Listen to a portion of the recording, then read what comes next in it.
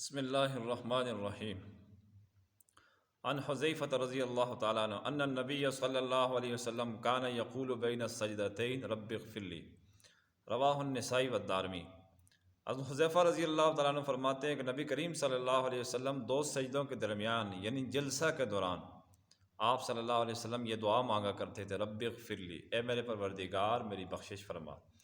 اس سے اگلی ایک حدیث ہے جو سنن ابو داود اور جامع ترمذی کی روایت ہے۔ عن ابن عباس رضی اللہ عنہما کان النبی صلی اللہ علیہ وسلم یقول بین السجدتین رب اغفر لی وارحمنی واہدنی وعافنی وارزقنی۔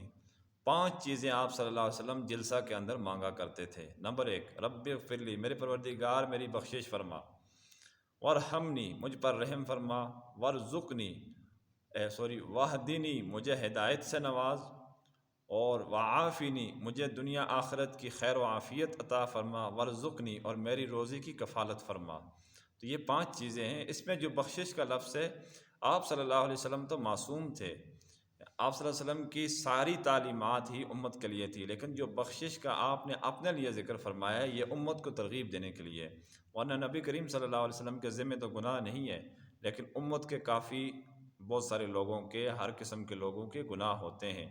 تو نبی کریم صلی اللہ علیہ وسلم کی ترغیب اس میں یہ ہے کہ اللہ تعالیٰ سے ہر وقت خیریت، روزی کی کفالت، ہدایت کی نعمت، اور اسی طرح دنیا آخرت کی خیر و برکت اور عافیت اور رحمت کا سوال اور مغفرت کا سوال ہر بندے کو ہر وقت، بالخصوص نماز کے اندر، نماز میں بھی جلسہ کے دوران یعنی 2 سجدوں کے درمیان یہ ضرور مانگنی چاہیے، کسی کو اس سے محروم نہیں رہنا چاہیے۔ اللہ تبارک و تعالی ہم سب کو ان احادیث مبارکہ کو یاد کرنے کی اور عمل کرنے کی توفیق عطا فرمائے۔